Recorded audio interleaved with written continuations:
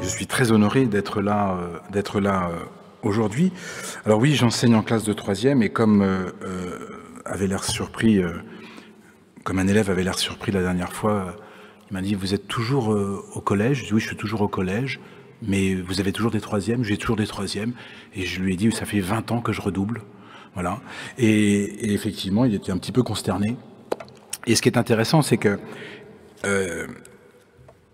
il m'a posé cette question, cet élève que j'ai croisé par hasard sur le marché de Saint-Denis. J'enseigne à Saint-Denis, donc, et il m'a dit « Mais pourquoi vous ne partez pas ?» Voilà, pourquoi vous ne partez pas? Donc je lui ai retourné la question, j'ai dit « Pourquoi je partirais ?» Et il m'a dit « Mais vous pourriez enseigner ailleurs. Pourquoi enseigner ailleurs ?» Voilà, et ça c'était...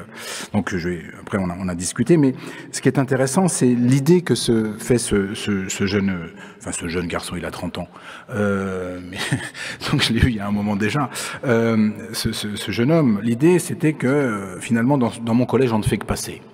On ne fait que passer, on ne reste pas, on ne s'ancre pas, on ne s'installe pas. Voilà. Et c'est vrai que c'est l'image que renvoient malheureusement beaucoup de ces collèges des banlieues des grandes métropoles françaises où voilà, on vient d'ailleurs pour enseigner dans ces établissements et puis on reste 3, 4, 5 ans, puis on rentre soit dans sa province, soit on cherche un poste moins, on va dire, moins exposé à certaines problématiques. Problématiques que, justement, je vais vous exposer aujourd'hui. Alain Matoula m'a demandé de vous parler de répondre à la question, et évidemment je n'y répondrai pas, qu'est-ce que l'école laïque à la française au XXIe siècle? Vaste question, et je me suis concentré sur, évidemment, ce qu'est l'école laïque. D'abord, pour vous dire que l'école à la française, l'école laïque à la française, ce n'est pas une école figée dans le temps, c'est une école qui vit, c'est une école qui s'inscrit évidemment dans des contextes qui sont différents en fonction des espaces où nous nous trouvons, et Éric Charbonnier a évoqué cela d'une certaine manière. Donc, voilà, qu'est-ce que c'est que cette école laïque? Et puis finalement, pourquoi au XXIe siècle a-t-elle changé par rapport au XXe siècle qui n'est pas si lointain? Alors d'abord, l'école laïque, qu'est-ce que c'est? D'abord, c'est une école, elle est laïque, vous le savez, depuis 1882. Il faut quand même noter, je me permets de le rappeler, que l'école a été laïque avant la République, avant la séparation des églises et de l'État, avec ce que cela signifie, avec une mission particulière donnée à l'école dès l'avènement de cet enseignement laïque, puisque c'est l'enseignement qui a été laïcisé en 1882, puis en 1886, ce sont les enseignants qui ont été laïcisés, puisque ne pouvaient plus enseigner les membres des congrégations. Donc, la mission qui est alors confiée à l'école, et elle est très importante, comme le disait le grand pédagogue et homme politique français Ferdinand Buisson, le rôle de la République, c'est de faire des républicains. Et donc, c'est à l'école qu'est confié ce rôle de fabriquer des républicains. Et pour cela, l'école laïque, elle s'appuie d'abord sur la raison et sur la science. Elle ne s'appuie pas sur la croyance. Alors, un exemple, quand on enseigne en histoire, alors je n'enseigne plus en 5e depuis des années, ou en 6e, mais quand on enseigne aux élèves, et quand on réfléchit aux élèves sur la différence entre croire et savoir, on peut prendre l'exemple de Moïse. Moïse, voilà, qui de son bâton frappe le sol, et vous savez, la mer s'ouvre et les Hébreux franchissent la mer, et cette mer qui ensuite va recouvrir les méchantes armées de Pharaon. Alors tous les élèves connaissent cette histoire. Alors, ne croyez pas qu'ils aient tous lu la Bible, ils ont tous vu le dessin animé. Donc ils connaissent tous cette histoire, et en revanche, ils ont du mal à comprendre la différence entre ce qui relève de l'histoire et ce qui relève de la croyance. Et ça, c'est le rôle de l'école laïque, d'expliquer qu'ils ont le droit de croire que Moïse a frappé la terre de son bâton et que la mer s'est ouverte, mais que l'histoire ne peut pas le dire, parce que la science ne peut pas le dire, parce que la science ne l'a pas vérifié. L'école de la République s'appuie sur la science, c'est-à-dire sur l'état de la science à un moment donné, et donc ce qui est vérifiable et a priori acceptable par tous. Et quand on enseigne dans l'école, au sein de l'école laïque, quand on enseigne notamment l'histoire, puisque c'est ce que je fais au quotidien, on montre comment on construit l'histoire, comment justement la science fonctionne, et notamment la science historique. On va prendre un exemple, la bataille du Yarmouk, 636, une bataille qui oppose les armées du prophète de l'islam, Mahomet, Mohamed en arabe, mais Mahomet en français, aux troupes chrétiennes. On a des chroniqueurs musulmans, puis des chroniqueurs chrétiens qui décrivent cette bataille. Évidemment, le chroniqueur musulman explique que Allah leur a donné la victoire. Le chroniqueur chrétien dit que ce jour-là, Dieu était absent et qu'il n'a pas pu donner la victoire aux chrétiens. Travailler avec les élèves sur ces questions, c'est leur dire, voilà, qu'est-ce qui relève de la croyance, qu'est-ce qui relève de l'histoire? Ce qui relève de l'histoire, ce sont les éléments factuels de chacune de ces chroniques. Et c'est ce que nous allons retenir pour construire l'histoire de la bataille du Yarmouk. Donc une école qui s'appuie sur la raison et sur la science. Une école aussi, et c'est ce que voulait dire Ferdinand Buisson, une école qui a pour rôle de fabriquer des citoyens. On a beaucoup tendance, et je le vois aussi moi en discutant avec des parents d'élèves et du fait des remarques de certains parents d'élèves, mais pas uniquement de parents d'élèves, que l'école est d'abord vue comme un lieu qui va permettre une formation, de former les élèves et donc de leur offrir un avenir professionnel. Mais l'école de la République, ce n'est pas que cela. L'école de la République, elle a aussi pour mission de former des citoyens. De former des citoyens et de leur donner le sens de l'intérêt général. L'école, elle est aussi là pour nous aider à faire, ce sont des expressions à la mode aujourd'hui, faire société.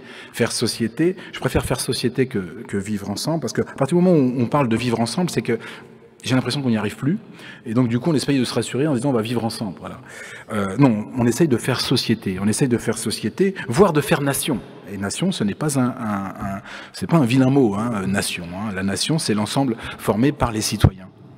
Donc faire nation, c'est ça le rôle de l'école. Et de fait, comment y parvenir? Eh bien, justement, la laïcité, l'école laïque est là pour ça. La laïcité, elle a été pensée par ces pères de l'école républicaine, de la Troisième République, comme faisant de l'école un espace de respiration. Un espace de respiration par rapport à ce qui nous détermine en premier lieu.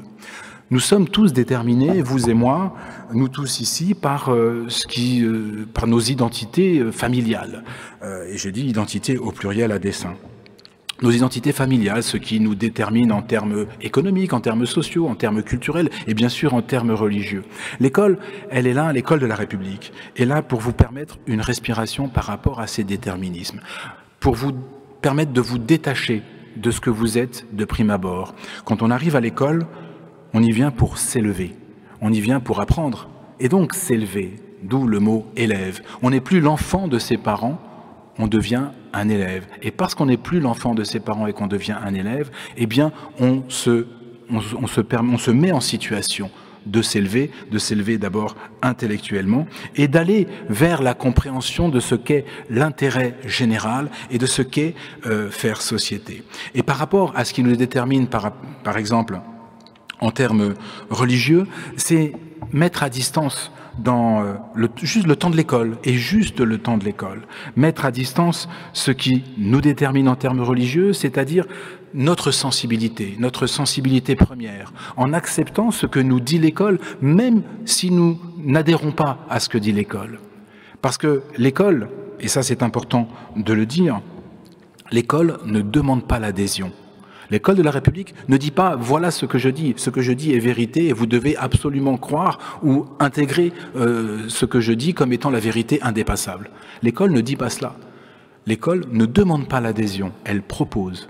Elle propose en s'appuyant sur la science, en s'appuyant sur la rationalité, donc sur la raison, mais elle ne fait que proposer. Et chaque enfant dispose. Il dispose de 3 ans à 18 ans, enfin 16 ans, l'école obligatoire, mais aujourd'hui beaucoup d'enfants vont bien au-delà de 16 ans. Et donc elle propose, est libre à chaque enfant de France de disposer.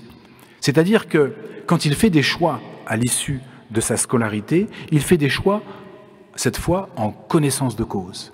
Il a passé sa scolarité à s'ouvrir, à découvrir, à entendre des choses qu'il n'aurait jamais entendues chez lui, parce que chez lui cela n'existe pas, parce que ce sont des choses dont on ne parle pas, ce sont des choses que l'on ne connaît pas, ou ce sont des choses que l'on ne lit pas. Eh bien, le temps de l'école, il a pu découvrir tout cela, et à la fin de sa scolarité, il est en mesure, il doit être en mesure de décider par lui-même.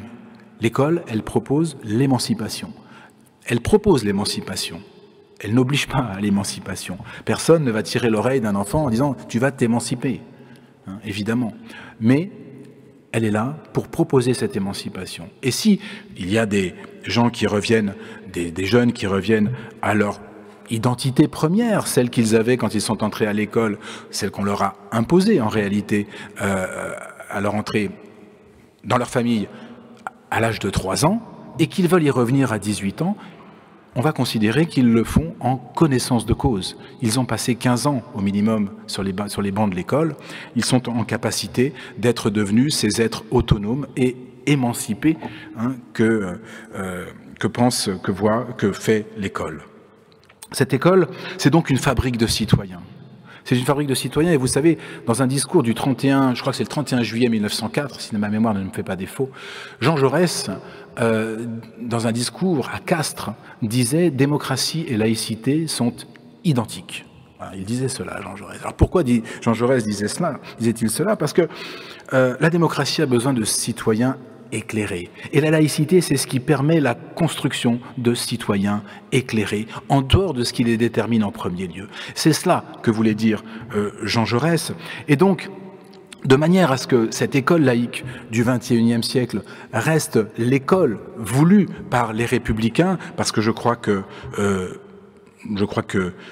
me permets de dire, je crois que Ferdinand Buisson et les autres avaient raison, je crois que cette école, elle a pour mission de construire, de fabriquer des républicains. Eh bien, pour reprendre le mot de Jean Zay était, vous le savez, ministre, il avait un très beau titre, il était ministre de l'Instruction publique et des Beaux-Arts dans le cadre du gouvernement de Front Populaire de Léon Blum.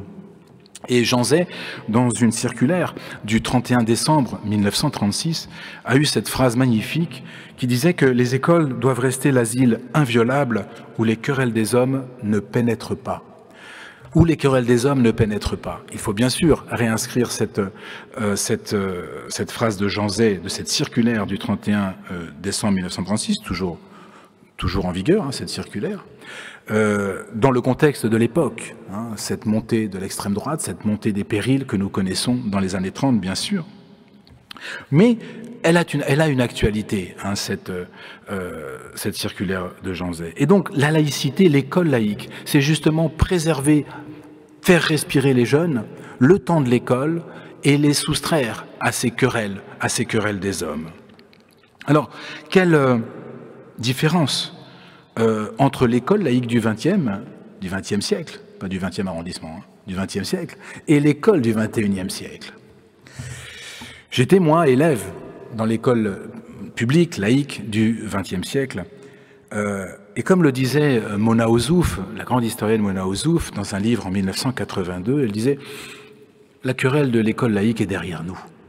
Voilà, tout cela a été intégré par tout le monde. Plus personne ne remet en cause la question laïque, enfin l'école laïque et la laïcité. C'était en 1982. Et je trouve que c'est très intéressant. 1989, c'est l'affaire de Creil, que tout le monde ici connaît, hein, ces 2 jeunes filles qui, portant foulard, ne sont plus admises dans le collège Gabriel Havez de Creil. C'est l'émergence d'une nouvelle question qui touche l'école de la République, c'est la présence affichée de pratiques religieuses, musulmanes en l'occurrence, qui vont bousculer l'école publique. Donc, si en 1982, Mona Ozouf pouvait dire « la question de la laïcité est réglée », nous savons aujourd'hui que ce n'est pas le cas. De fait, en même temps que la montée de cette pratique religieuse plus marquée, hein, dans certains quartiers, on voit aujourd'hui très clairement une affirmation dans une partie importante de la jeunesse, d'une manière de penser qui s'éloigne justement de cette construction du commun républicain, avec l'idée, pour reprendre le slogan d'une grande marque de fast-food, l'idée qui serait « venez comme vous êtes ». Venez comme vous êtes, c'est-à-dire l'intérêt particulier primerait ou prime sur l'intérêt général.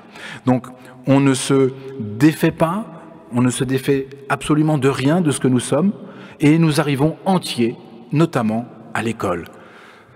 C'est le philosophe Jean-Claude Michéa qui dit que pour faire République, il faut se défaire un peu de soi. Eh bien, dans une partie de la jeunesse aujourd'hui, il n'est plus question de se défaire un peu de soi. On est comme on est et on doit être pris comme on est. Ce qui explique par exemple aujourd'hui que 52%, c'est un sondage fait par l'IFOP pour le journal de la LICRA qui s'appelle Le Droit de vivre, mars 2021, 52% des jeunes de 18 à 24 ans sont favorables au port de signes religieux par les jeunes dans l'enceinte scolaire, 52%. Ils sont un peu moins nombreux, mais c'est 45% qui sont favorables au port de signes religieux par des fonctionnaires de la République. Donc il y a là un décalage certain entre d'abord les lois de la République, mais également la manière dont la République française se pense et pense son système d'école laïque. La laïcité est mal connue.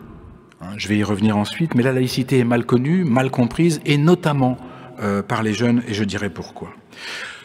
À l'issue de ces 15 ans qui se sont écoulés entre 1989 et 2004, la loi du 15 mars 2004, qui visait à l'interdiction des signes dits ostensibles, religieux ostensibles au sein de l'école, eh bien, se sont passés 15 ans où la querelle n'a cessé d'exister, et surtout le Conseil d'État avait mis dans les mains des chefs d'établissement le règlement de ces questions de port de signes religieux ostensibles, avec les difficultés qui étaient les leurs d'apprécier chaque situation. C'était extrêmement compliqué. La commission Stasi, voulue par le président Jacques Chirac, a donc proposé une loi à l'unanimité, moins une voix.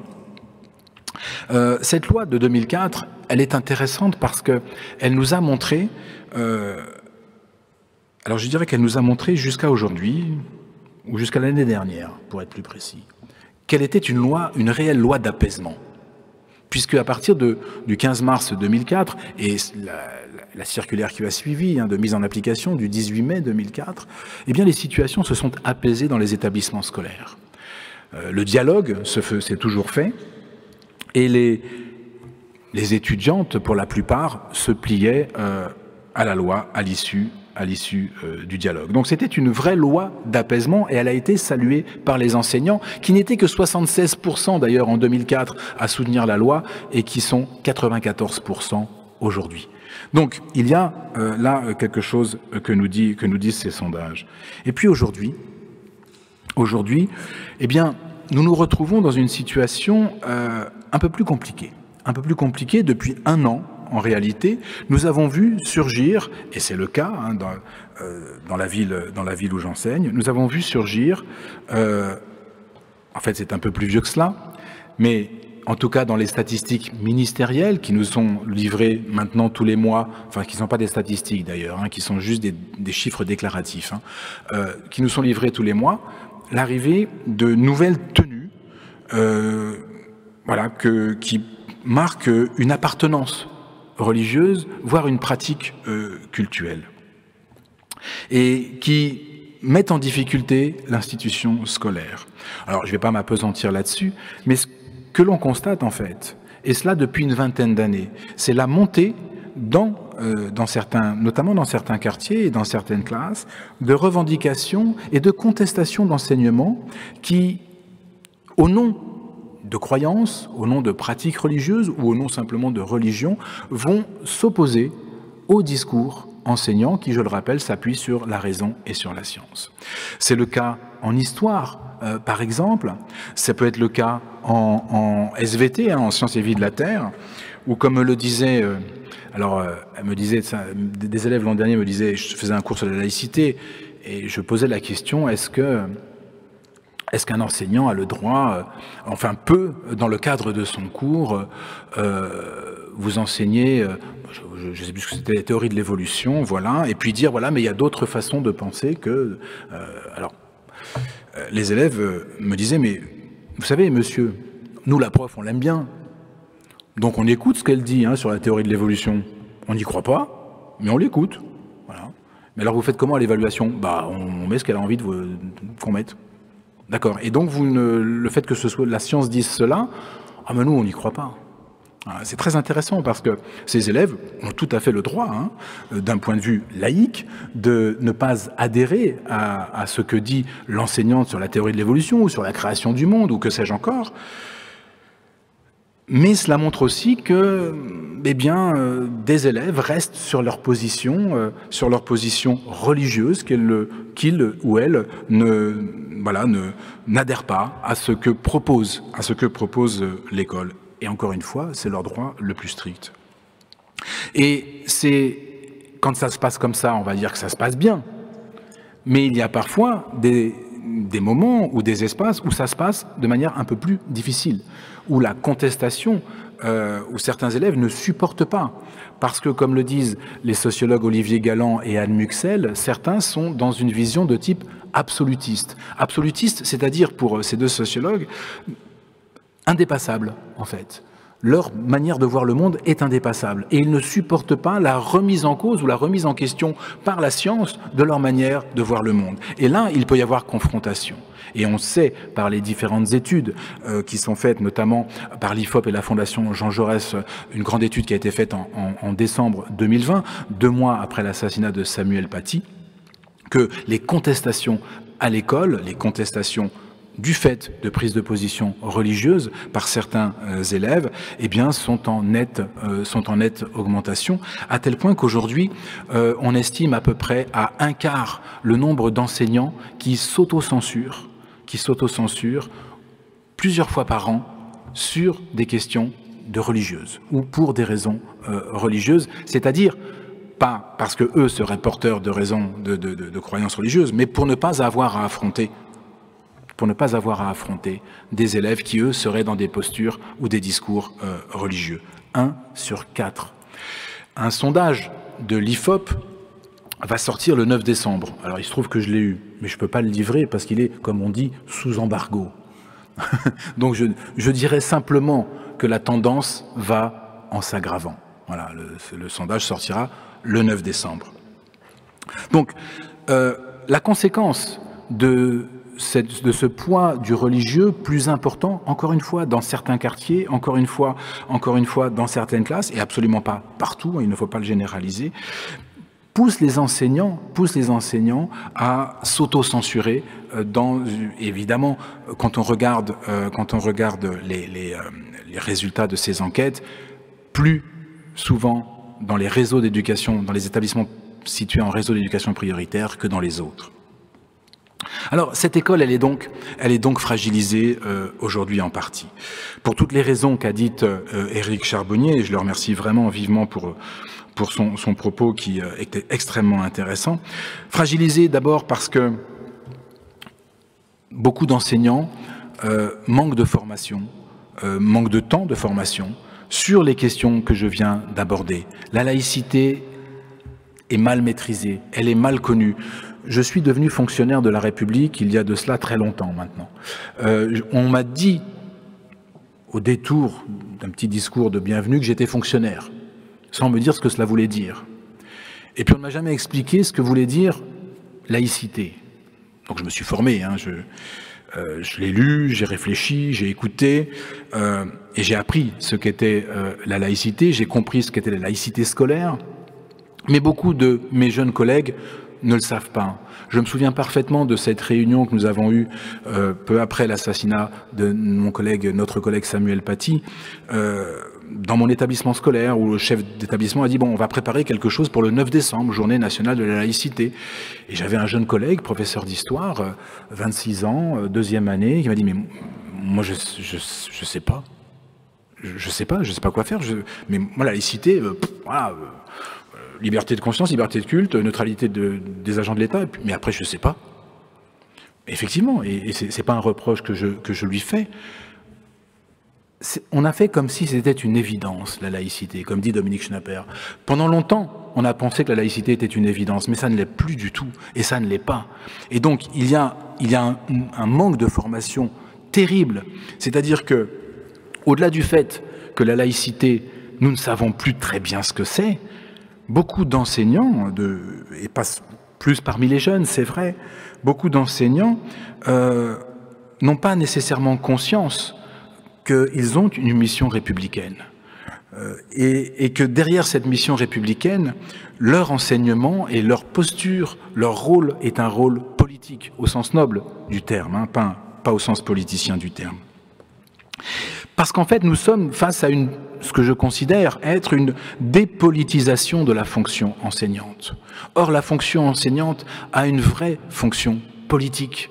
Politique, hein, au sens de la polis grecque, c'est-à-dire de la construction de la société, de la construction, encore une fois, de la République. Il faut réoutiller les fonctionnaires de l'éducation nationale, leur expliquer à nouveau quelle est leur mission de construction, quelle est leur mission républicaine. Et puis, un autre problème qu'a soulevé Éric Charbonnier, qui me semble très important, c'est la fracturation. La fracturation de cette société, c'est peut-être en fait au déjeuner qu'on en a parlé, c'est pas là, mais c'était sur la question.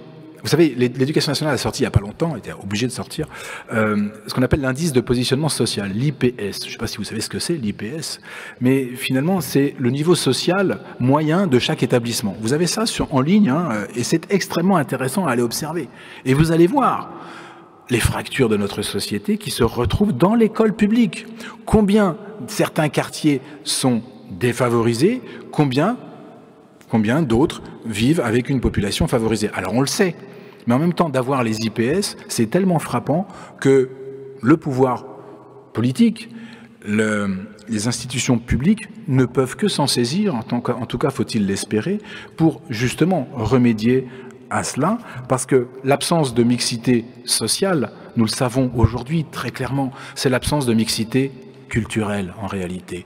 Dans mes classes, vous savez, je vais le dire autrement. L'an dernier est sorti un sondage de l'IFOP qui montrait, j'adore les sondages de l'IFOP, vous avez remarqué, qui montrait que 51% des Français ne croient pas en Dieu. Ah. Record battu, hein, dans le monde entier d'ailleurs, un record battu. C'est la première fois qu'on franchit la barre des 50%. Donc la sécularisation continue de progresser dans notre pays. Mais cette sécularisation, elle n'est pas uniforme, vous le pensez bien. Donc j'ai noté ce chiffre au tableau. 51% des Français ne croient pas en Dieu. Immense surprise de mes élèves, dans un premier temps, en disant mais c'est pas possible, c'est pas possible, c'est pas vrai monsieur, regardez ici tout le monde croit. Alors je dis sûrement, ça me regarde pas, mais vous avez le droit. Et puis un autre élève me dit mais monsieur en fait 51% là, c'est les Français. Je dis oui c'est ce que je t'ai dit, c'est les Français. Non mais c'est les Français. Les Français, ben, c'est-à-dire c'est pas nous quoi. Vous êtes Français non? Oui mais les Blancs quoi. Alors là, on est rentré dans des considérations, vous imaginez même pas. Mais bon, je les connais, mes élèves, ça fait 25 ans que j'y suis, donc je sais très bien ce qu'ils voulaient dire, mais je le poussais, hein, cet élève, à expliquer, à expliciter ce que ça signifiait pour lui être français. C'est très compliqué. En tout cas, l'idée qu'il avait, cet élève, et les autres avec lui, hein, parce qu'il n'était pas seul, c'était qu'en fait, eux n'étaient pas concernés par ce sondage. Eux, ils croient, et ils croyaient, et ils croient tous. Ils croient tous. J'ai eu un élève quand même qui a dit moi je crois pas. Ouais. Il n'a pas dit trop fort. Mais dans une autre classe, tout le monde croyait. Donc ça fait 1 sur 50, vous voyez. Donc on voit bien que quand une grande majorité des Français se sécularisent, une minorité, alors ça c'est pas moi qui le dis, hein, c'est Philippe Portier, le politiste, il dit une partie des Français réinvestit le religieux. En fait, moi, je ne crois pas qu'il y ait un réinvestissement du religieux. Je pense qu'il y a plus un retour à une pratique plus radicale. Donc, ce qui est un peu différent. Et donc, de fait, ce sont les publics scolaires qui sont les plus défavorisés aujourd'hui, qui sont le plus souvent très habités par ces questions religieuses. Donc ça veut dire que quand il n'y a pas mixité sociale, il n'y a pas mixité de vision du monde. Il n'y a pas de confrontation apaisée au sein de l'école sur ce que c'est que le rapport à la croyance, le rapport à Dieu, etc. Et là, nous avons un véritable enjeu parce que l'école de la République ne doit pas être une école ghetto, ne doit pas être une école où seuls les enfants du quartier viennent, et comme dans ce quartier, eh bien, c'est un quartier fait de cités et d'habitations à loyer modéré, eh bien, ce ne sont que des enfants qui relèvent des mêmes systèmes de pensée qui se confrontent ou qui se côtoient. Alors, cette absence de mixité sociale, c'est un enjeu absolument essentiel à l'avenir. Parce que, et c'est mon dernier point, je vous rassure, l'institution réagit quand même. Hein. L'institution réagit après à vous avoir dressé un constat qui n'est pas amer, mais un petit peu quand même, après 25 ans de terrain. Je vois, moi, que l'institution réagit. D'abord par un grand plan de formation sur la laïcité et aux valeurs de la République.